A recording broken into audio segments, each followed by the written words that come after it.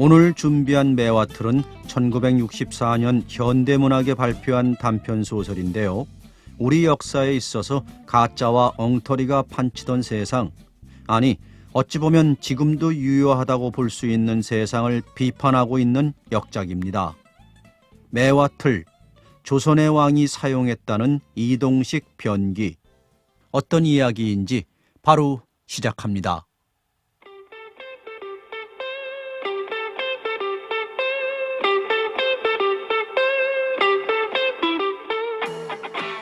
아름다운 그리스의 신화는 바다에서 솟았다지만 어수룩한 우리네의 신앙과 전설은 이끼 입은 푸른 바위 아니면 새끼로 띠를 두른 늙은 고목에서 얻는 수가 많다.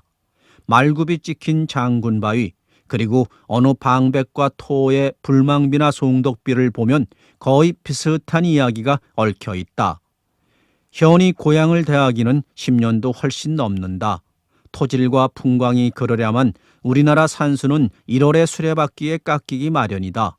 세월이 갈수록 푸른산 부푼 강물을 볼 수가 없으니 말이다. 산천과 인정이 황폐하고 수척한 곳이 바로 고향인가 보다. 모든 것은 변해져서 낯설기만 하다. 현은 새담배를 깊숙이 들이마시다가 눈을 깜빡였다. 한겨울에도 동백꽃이 타는 듯 붉은 저 뒷동산에 시선이 멈춘 때문이다. 유달리 잔디가 부드럽던 양지 바른 산허리에 왕릉이 무색할 큼직한 무덤이 누워있다. 망두석이며 상석이며 실로 어마어마한 규모다.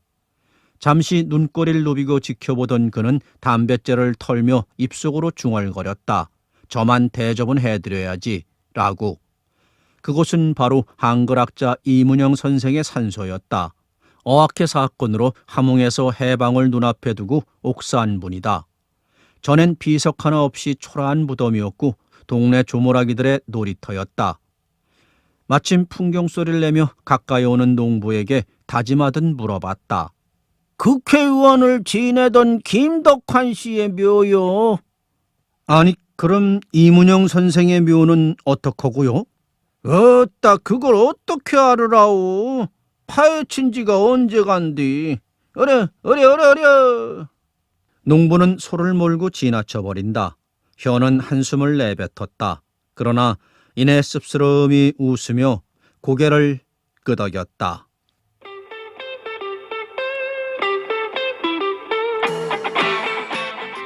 하룬 그가 비서의 전갈로 현을 청했다. 명륜동에 있는 으리으리한 저택에서 어서 오교 선세. 김덕환이 한번 키워주소. 역겨운 김이 풍기는 매화틀을 사타구니에 끼고 선 채 한 손으로 약사발을 들고 훌훌 불면서 대뜸 한 말이다. 위풍이 당당한 아랫것을 드러내놓고는 그는 너부죽이 웃고 있다. 운목에선 웬 밤백의 호줄구레한 신사가 유난히 주객의 눈치를 슬슬 살피며 퇴색한 족자 하나를 말고 있었다. 눈꼬리가 축 늘어졌지만 그 속에 노릇개한 눈빛은 여간 민첩하게 움직이는 것이 아니었다. 그러면서 주름투성이인 입가는 연방 희죽 웃고 있다. 늙은 족제비. 현이 순간 입안의 소리로 중얼거렸다. 아랫목엔 안석과 보료 뒤에 난초를 그린 병풍이 둘러있고 규격이 낡은 데다 바닥이 다 헤어진 침대가 놓여있는가 하면 까만 윤이 도는 책상 위에 전화가 2대 가지런히 놓여있다. 김덕환 씨가 매화틀을 뒤로 하고 허리춤을 축이며 보료 위에 털썩 주저앉자마자 대바람에 나 이 시상 난바람 한번 허세. 이래봬도 망고풍성 다 겪었다이. 이럴 때 그는 입을 한일자로 쫙 긋고 왕방울처럼 튀어나온 눈가를 뒤로 굴린다. 무식하다꺼. 너 한번 잘났다이. 그는 갑자기 소리를 꽥 질렀다. 현은 우선 운목에서 족잘 어루만지고 있는 중년 사내를 건너다 보았다. 여전히 희죽거리고 있을 뿐이다. 다시 김덕환 씨를 치떠 보았다. 그의 눈에선 어느새 파란 불꽃이 튀고 있다. 그때만 해도 현이 영문을 모르고 묵묵히 바라만 보고 있는데 어이, 어쩌든지 처량하게만 써주소. 까놓고 말이지. 나 개천에서 욕났네. 형씨 솜씨에 달렸은께로. 어느새 입가에 춘풍이 분다. 그는 언제나 너와 날 범벅으로 쓰기가 일쑤고 아니면 마구 싸잡아서 너였다. 그러다가 맷돌에 콩 가는 식으로 이를 득득 깔면서 폭언을 하지만 흔히 자문자답으로 혼자 야단인 때가 많았다. 그러니까 그날 김덕환이 한번 키워줘서 에서 무식하다꺼.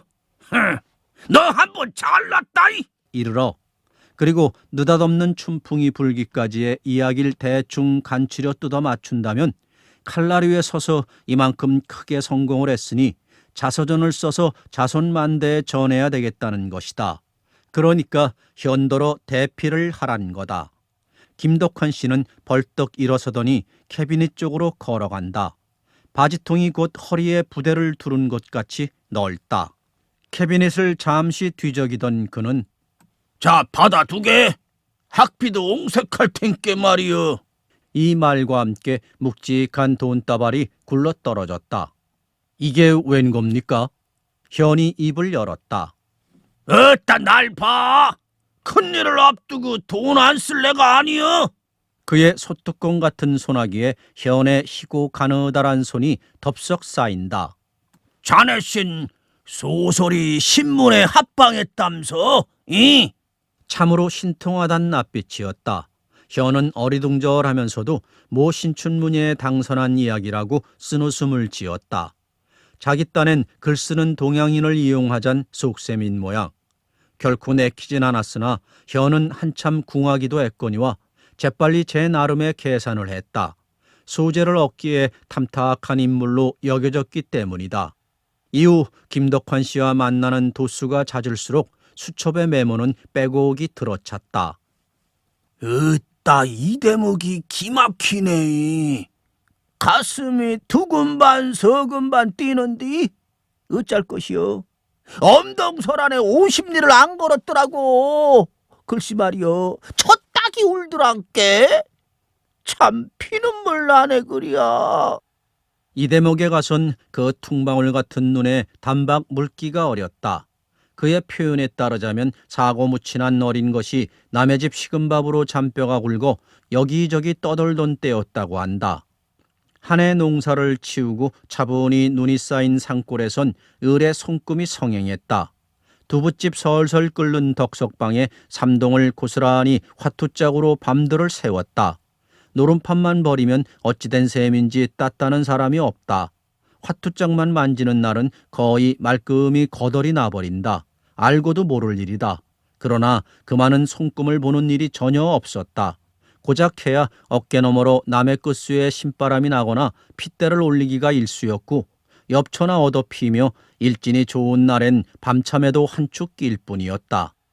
세경을 타면 색가리로 해마다 곧 넘겨 몇 해 동안의 벼 30섬을 착실히 모아왔다. 볕더미가 불어갈수록 그의 너부죽한 입은 굳게 한일자를 긋는다. 나도 한번 남처럼 살아봐야지. 어느 해 겨울이다. 기골이 장대한 나그네가 훌쩍 이 마을에 나타났다. 며칠을 묵으면서 허리띠에 감은 두툼한 지전을 마구 풀어 던졌다. 사흘쯤 되자 산엔 잃었던 돈을 다시 걷어들였고 이번엔 마을의 벼섬을 쓸기 시작했다. 판돈이 거덜나자 너도 나도 돈 대신 벼를 걸었으니 말이다. 이젠 그 사내가 산더미같이 쌓인 벼를 내일이면 처분하고 전대를 둘러차는 판국이다. 모두들 완전히 넋이 나간 낯빛에 눈만은 벌겋게 불태우고 있었다. 이때 김덕환 씨는 이상한 충동으로 몸을 떨었다. 그의 툭 붉어진 두꺼비 눈은 누구의 것보다 검붉게 물들어 있었다. 사지의 심줄을 활시위처럼 팽팽히 잡아당기며 두 주먹이 불끈 쥐어진다. 나그네, 우리 단판에 몽땅 한번 걸거니라우. 김덕환 씨의 넙죽한 입술이 이때만은 까칠하게 오그라들고 있었다. 사내가 전대를 두르다 말고 잠시 묵묵히 마주 바라본다. 우얄라고 비웃는 듯한 사나이의 한마디가 떨어지자 그는 우람한 손으로 팔을 휙 낚으며 어따, 두 번도 아니고 단판이란 게 내 것 다 걸 텐께 이녀 것도 다 걸어. 모두가 덕환이에 쌓인 노적을 생각하고 환장했나 보다고 수군댔다. 조심더 임자 뜻대로 맡기는 기라. 사내가 그 얕보는 듯한 웃음으로 다시 방 안에 주저앉았다. 새 걸로 사오소. 하더니 나그넨 거드름을 피며 날쌔게 새 화투를 가른다. 그 사이에 갑갑했던지 에따이, 자 얼른. 이건 덕환 씨의 성화다. 두 장이 각각 소나기에 쥐어졌다. 임자가 먼저 까봐. 덕환 씨가 메마른 목소리로 사내를 재촉하자 날로 헛떡 임자나 까시소. 그렇게 말하는 사내의 얄팍한 입술도 바싹 말라 있었다. 온 동네가, 아니 온 방안이 침을 삼켰다. 그들은 서로의 화투장만 응시하고 있더니 가만히 있자. 우리 당장 여기서 까볼 게 아니라 두었다 조입시다. 예? 덕환 씨의 이 제안에 사내도 무엇을 생각했음인지 선선히 조심더 하면 좋고 말고. 이래서 두 사람은 화투짝을 제각기 쥐고 걸어 나섰던 것이다. 어디로 가느냐고 묻는 사람도 없었다. 그들 두 사람도 담배 필 생각도 있고 묵묵히 걷기만 했다. 따라오는 노름꾼들의 발소리도 그들에겐 전혀 들리지 않았다. 첫 닭이 울 무렵 불 밝힌 집이 보였다. 주막이었다. 노파가 눈을 비비고 앉았는데 무턱대고 툇마루에 걸터 앉은 두 사람은 똑같이 까보이소. 까보시오. 단지 이소와 시오만 틀린 이구동성이다. 덕환 씨가 한 손에 쥔 축축해진 화투짝을 먼저 획 던졌다. 공산 비인 껍질이다. 눈이 딱 감긴다. 오른손 화투짝을 입에 힘을 모아 그 위에 탁 때렸다. 다음 순간 그의 눈이 화경같이 열리며 떴다! 봐라! 무지공산에 달 떠왔네. 어디 갔다 인자 왔나? 신나게 꺾는 노랫가락이 터져 나온다. 팔팔 살아온 팔당일세. 탄성이 온통 아우성처럼 주막 안을 내흔든다. 경상도 나그넨 핏기가 싹 가신 손으로 땀에 녹은 화투짝을 뒤집었다. 그의 눈이 스르르 감겨지더니 힘없이 한 손을 방바닥에 짚는다. 쓰러질 것 같았다. 덕환 씨도 벌어진 입을 다물고 거의 숨져가는 사내를 눈여겨보며 무엇라고 말을 건네려 할 때 내사 꼬마 술이나 묵자. 화투짝을 발로 밀어붙이며 사내가 소리쳤다. 두 사내는 닭을 잡아놓고 이틀간을 술만 마셨다.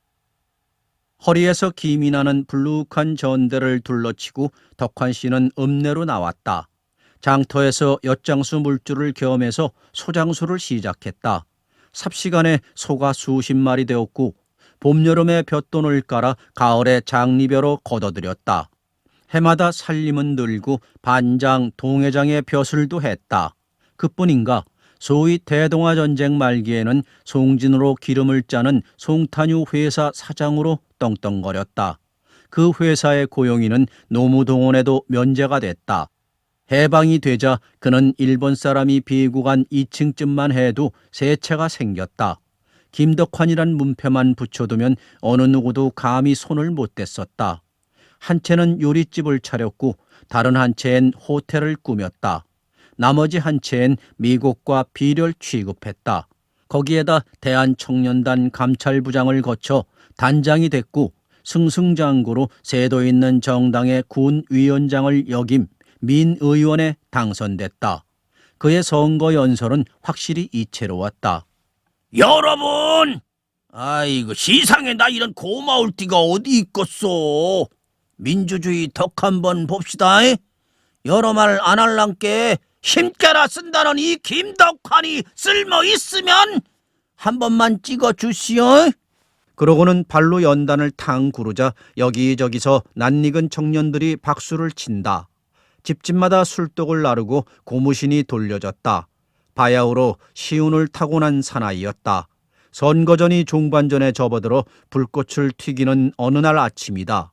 잠에서 깨어난 그가 느닷없이 나 됐어. 소나 한 마리 잡어. 하더니 눈곱을 닦는다. 그를 둘러싼 사람들이 의아해하니까 간밤에 말이여. 어땀에 똥을 겁나게 쌌단께. 돈이 몽싱 생기거나 큰 벼슬꿈 아닌가? 이? 그의 해몽대로 당선이 되었다. 재선 때는 첫 번과는 달리 기고만장한 연설이었다. 들으시오. 첫째 왈. 저 다른 뉘기가 놓았소? 이 학교랑은 김덕환이가 안 짓고 그 뉘기겠소? 갈아봤자 뻘건 남봉 무슨 덕을 보겠소? 여러분 신세 알아 찍으시오. 이? 그래 빨갱이들 뉘기가 살렸간디? 늙은 부모 어린 자식 새끼들 춥고 배고플 때 나 찾아와도 소용없을 텐께 희볼대로 한번 희보시오. 이? 온골이 쑥대밭이 될 텐께로. 거짓말은 아니었다. 모두가 그의 말대로였다. 6.25 동란으로 부산 피난 갔다 와서 부서진 다리도 많이 보수했고 부역한 인명도 많이 건지기도 했으니까. 살림도 기름의 불이었다. 정치적 기반도 철옹성이었다. 그와 맞서겠다는 사람이 없었으니까. 재선 후엔 재정위원장이 되었다. 기업체만 해도 토건회사, 극장, 캬바레 그리고 증권회사까지 인수했다. 그의 최대의 자랑이 힘께나 쓴다에 있었고 그 다음으론 돈이었다. 우선 그 별명부터가 힘께나 쓰다와 기무주사였다. 힘께나 쓴다는 일정 때 국민학교 1학년 담임이 가정방문을 와서 직업을 물은 일이 있었다. 한참 망설이던 그가 불쑥 쇠뭉치 같은 팔을 걷어붙이며 뭐 힘께나 쓴다고 해두시오. 둘째 번 기무주사는 약간 사정이 다르지만 상해루의 반서방이 요리값을 받으러 올 때마다 기무주사 기무주사 하고 불렀다. 반서방으로선 기껏 존칭으로 그랬지만 덕한 씨로서는 괘씸하기 이를 데 없었다. 서장 군수가 머리를 숙여 영감님 하는 판국에 밥장수하는 떼놈이 주사라니 기가 찰 노릇일 밖에. 몇 번이나 헛걸음을 시켰다. 맥이 탁 풀린 반서방이 기무주사야, 기무주사야. 네가 무슨 기무주사냐? 왜 상값이나 받으려고 기무주사지? 매일 팥주로 체념하고 돌아간 후문이었다. 그 말을 듣고 누군가가 귀뜸을 해주었다. 영감님이라고 부르라 했다. 반서방이 서울까지 찾아와서 영감님 잘못했다요. 했더니 덕환 씨는 그 투명한 눈망울을 뒤로 굴리더니 요리값 외에 여비까지 두둑이 얹어주었다. 이후 반서방이 그의 말이라면 기를 쓰고 엄지손가락을 세운 이유도 거기 있었다. 아무튼 김덕환 씨는 국회에 가서 거부가 되었다. 사실 그의 활약은 과연 눈부신 바가 있었다. 야당 의원들을 한 손에 한 사람씩 집어던지기도 했고 돈도 숱하게 뿌렸다. 이렇게 거친 정치활동과 악착 같은 치부 외엔 그에겐 천진한 일면도 있었다. 곧잘 현에게 편지를 읽히는 일이다. 여느 편지가 아니라 은근한 내외관 사연이었다. 그가 기분이 좋으면 을의 손가락으로 입술을 슬슬 문질러 코 밑에 대거나 허리춤 속에 손을 넣어 사타구니를 쓱쓱 문질러 냄새를 맡는 일이다. 아니 그보다도 낡은 그 유명한 침대에 누워 지그시 눈을 감고 누웠을 때다. 그러다가도 날씨가 어떻게 잘못 돌아가면 당장에 날벼락이 떨어진다. 김덕환 씨에겐 아들, 딸들이 수없이 많다. 모두 배가 다르다.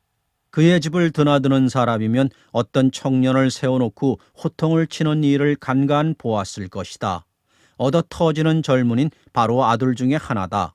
매화틀을 사타구니에 낀 채 부르릉을 내리면 끝내 훌쩍훌쩍 우는데 사팔뜨기였다. 김덕환 씨가 번번이 열화같이 화를 내는 까닭은 매화틀을 만졌다는 것과 돈을 헤프게 쓴다는 것이었다. 그리고 이 아들이 방문을 나설 땐 눈을 흘겼다고 주먹을 내 휘두르기가 일쑤였다. 정말 그 청년이 눈을 흘겼는지 사팔뜨기라 그렇게 보였는지 모를 일이다. 너 이 자석아!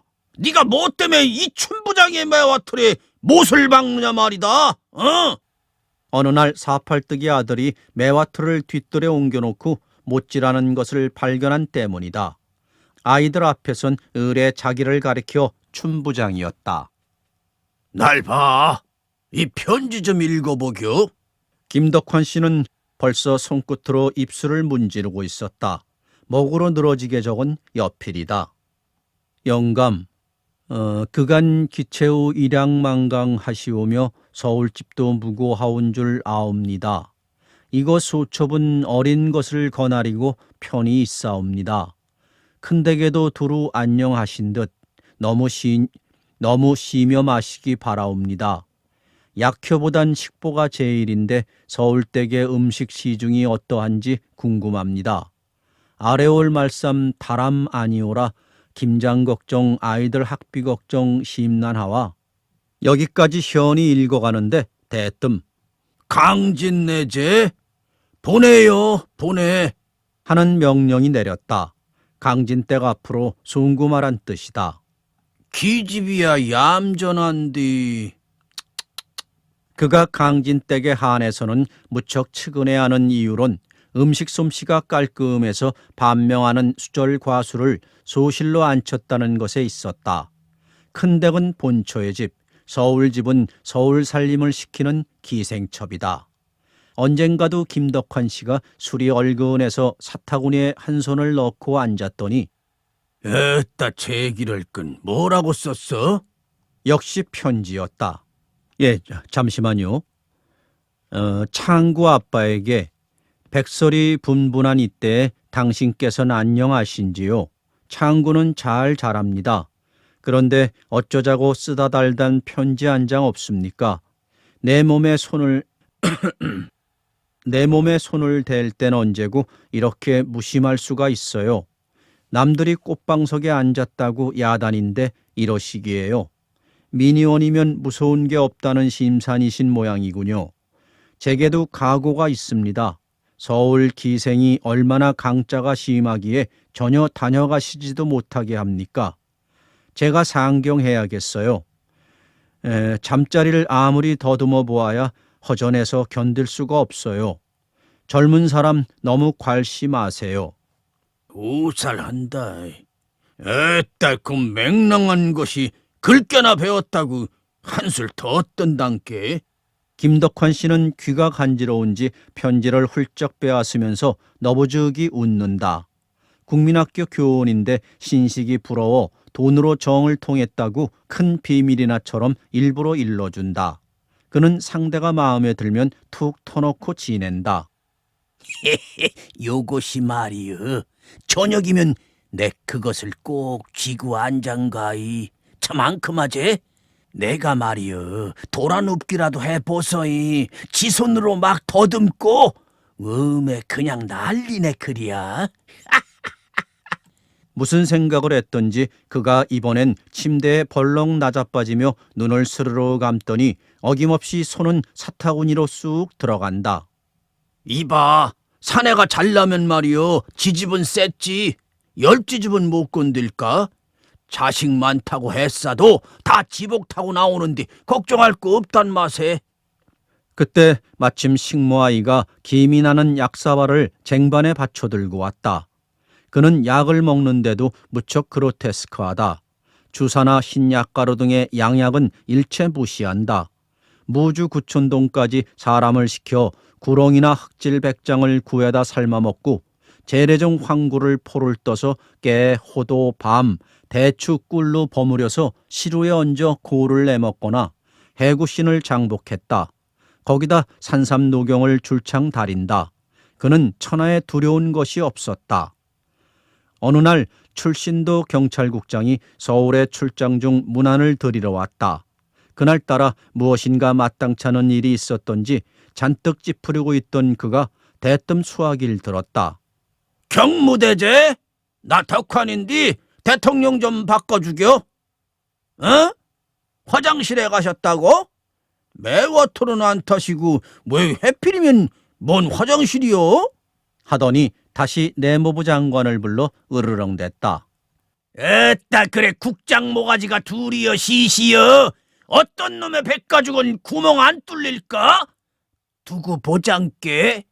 무시무시한 소리였다. 모골이 송연해진 국장은 덮어놓고 무릎부터 꿇며 머리를 조아렸다. 이런 전환 자기 집 안방에서 혼자 걸고 혼자 대답하기 위해 마련한 것이었다. 그러한 그도 꼭 한 가지 무서운 게 있었다. 글씨 쓰는 일이다. 절수를 끊는데도 도장만 꾹꾹 찌르고는 모두 비서의 손을 빌린다. 쓰는 돈도 많았지만 들어오는 무더기가 더 푸짐했다. 언젠가 추석 전날이었다. 명절은 되고 국방장관께 그저 있을 수 있습니까? 비서가 이렇게 귀뜸하자 원래 한 5 해두소. 그는 주먹을 쥐어 보이더니 어음첩과 도장을 던졌다.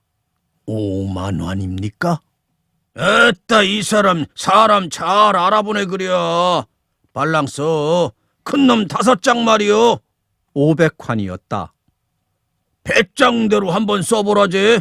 지놈 배포가 더 큰가 내 것이 더 큰가? 어떤 때는 액수를 써놓지 않고 도장만 누른 어음을 돌린다. 호피 선사는 물론 순금대접, 순금수조의 선사도 한물 가버리고 나중엔 서화 골동품 공세를 취했다. 물론 자신의 안목이나 지모는 아니었다. 아이고 저 점잖은 선물이야 그 이 위에 당할 수가 없습니다.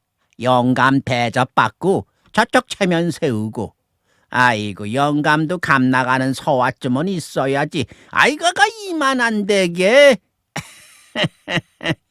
돈만 있으면야. 아이 글쎄 국보인들 못 배우리까? 늙은 족제비를 연상케 하는 반백의 허주레한 신사가 계몽을 시켰다.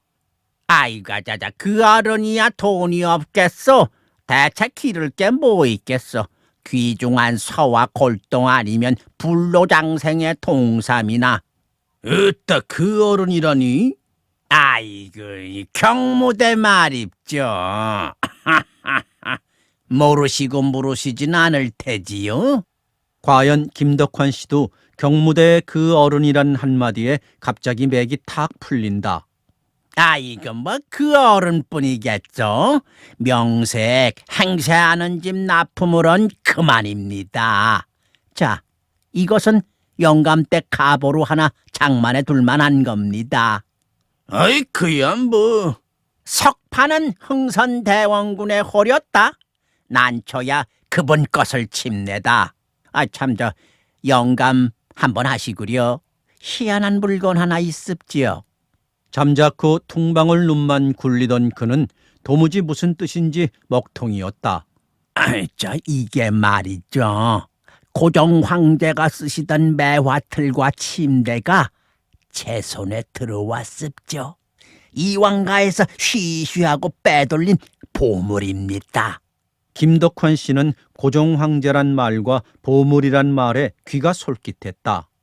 아이고 저 옛 귀인들이야 어디 밖에 나가 편을 보나요? 방 안에 척 들어앉아서 매화틀을 타야 격이지요. 그의 수단은 쉽게 그쳐줄 것 같지 않았다. 매화틀은 고상하게는 변기요, 쌍스럽게 말하자면 똥통이다. 사과괴짝만하게 나무로 짜서 비단의 소음을 두둑이 누벼 앉을 자리에 가를 둘러놓은 이동 변서였다. 특히 추위에 밖에 나가기가 귀찮으니까 방 안에서 목마처럼 타고 앉아 변을 보자는 거다. 어째서 매화틀인지는 모른다. 아마도 자기 똥을 매화로 부르자는 오만 불손에서 나온지도 모른다. 김덕환 씨가 매화틀을 타서 변을 보지 않고 서서 보는 것은 이 매화틀이 낡아서 삐걱삐걱 위태로운 소리를 내기 때문이다. 매화틀을 타고 앉아 사람을 대할 때처럼 기분 상쾌한 때가 없고 침대에 누워 눈을 감으면 정신이 아득해지면서 졸음이 저절로 오는데 그때마다 자신을 고종 황제에 비교본다. 바지통이 커진 것도 그 반백의 신사 덕이었다. 언제나 요강 하나가 바지가랑이 속으로 들락날락해야 귀인이라고 했기에 말이다. 앉아서 요강을 바지 속으로 넣고 오줌을 누거나 비스듬히 누워서 요강을 받치고 누는 맛이란 이루 말할 수 없이 흐뭇했다. 여러 사람 앞에서의 경우에야말로 그 기분은 최고조에 달하는 것이다. 자, 영감, 제 말씀 깊이 들으시오. 나도 관상 깨나 보고 다 후살 생각해 그러는 거지요. 우리나라 사기에 건국을 조업한 역대 군왕치고 무인 아닌 분이 어디 있습니까? 가까운 예론 이태조로 말하면 힘께나 쓰던 사냥꾼 아닙니까? 동만권서 한다고 크게 되는 건 아닙지요. 대운을 타고나야지요. 그는 이 대목에 가서 점잖게 헛기침을 하고 나서 아이고, 저 영감도 옛날 같으면 기상이 무장입니다. 귀문에 중시져야 바로 영감 아닙니까? 천하인들 영감 손에 쉿! 아이고, 이거 아니할 소리를 공연히 늙은 게 주착 없이. 반백의 신사는 빠진 이로 추하게 웃고 바로 정색을 한다. 어따 선생, 내 뭐랍디까? 삽시다. 그래, 내 관상이 쓸만한 게라오? 김덕환 씨는 턱을 어루만지며 흐물흐물 웃는다. 힘께나 쓴단 말이 비유에 꼭 맞았던 것이다. 아이고, 좋시다 뿐이요. 호상에다 귀는 부처님 귀요. 하관에 노족이 쌓였겠다. 초공조와 다남자 하자. 영감이야말로 오복을 겸비한 어른이요. 영감, 공명이 있고 유비가 있지. 제 말씀 깊이 통촉하시오. 김덕환 씨에겐 이 신사가 누구보다도 유식한 사람이었다. 이 유식한 선생이 권하는 물건을 물리친다는 건 상상조차 할 수 없었다. 더구나 여차하면 자리만 옮겨도 몇 배가 남는 값진 보물이라니 아낄 것이 무엇이란 말인가. 돈은 언제나 그의 비서가 어음으로 지불했다. 비서는 을에 투덜대면서 숫자를 적곤 했다. 그러니까 꼭 10년이다. 더 정확히 말한다면 1954년 11월 27일 잿빛 하늘이 온종일 무겁게 드리워져 있었다. 온 국민이 우울한 얼굴로 의사당을 주시했다. 제5차 개헌안을 표결에 붙이는 날이다. A. 초대 대통령 중임제 폐지. B. 주권의 제한 및 영토 분할에 대한 국민투표제. C. 국무총리제 및 국무원 불신임제 폐지. D. 대통령의 공석 시 대통령 계승권. 2. 특별법원에 관한 헌법적 지위 부여. F. 경제조항의 개정 및 헌법 개정의 한계. 여당이 주장한 개헌 조항이다. 그동안 우리나라 헌법은 붕대를 풀어볼 날이 별로 없었다. 기구한 운명으로 자칫하면 테러를 당하여 제 모습을 지닌 적이 없을 뿐더러 항시 전전긍긍해왔다. 이 개헌안이 상정되기까지도 이미 숱한 비국과 곡절을 겪어와서 이젠 을에 그러려니 싶을 정도였으니까. 개헌안의 내용은 다채롭고 광범한 구실이었으나 초대 대통령인 이 박사의 삼선과 그의 권력 강화, 그리고 어느 특정인에 대한 무한한 존경과 충성심에서보다는 다만 그분을 업고 집권 천년의 철옹성을 쌓자는 것이 주 목적이란 건 천하가 다 아는 사실이었다. 국회도 국민도 흥분의 도가니였다. 야당은 감격의 눈물을 쏟았고 여당은 눈에 핏발을 세우며 통분했다. 배신자를 색출할 기세였다. 현이 스릴 만점의 영화 한 장면을 보는 듯한 국회를 방청하고 집에 돌아와 막 잠이 들려 할 때 김덕환 씨의 비서가 찾아왔다. 11시도 넘는 밤중이라 현이 내키지 않는 걸음으로 찌푸차에 올랐다. 그는 고종 황제의 침대에 비스듬히 누워있다가 이날따라 반색을 하며 현의 손을 잡는다. 비서마저 물리치고 둘이 되자 김덕환 씨는 황급히 그를 끌어당기며 날 봐. 동그라미를 둘 치면 안 된단가? 현의 귀에 속삭인 말이다. 그놈의 글자가 알쏭달쏭하더란 맛이. 몹시 울분했던 양 입술에 굳게 한일자를 긋는다. 투표 전에 원내 총무로부터 단단히 독려도 받았고 아침에 비서가 30분이나 오를 가짜 아니 붙자를 놓고 강의를 했었다. 그런데 김덕환 씨는 막상 용지를 받아보니 눈앞이 캄캄해서 그만 아찔했다는 것이다.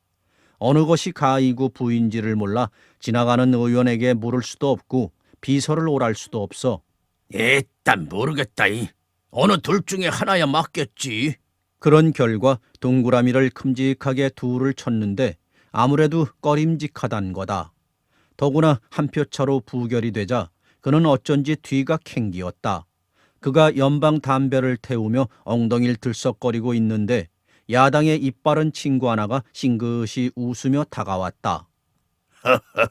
김 의원, 참으로 고맙소.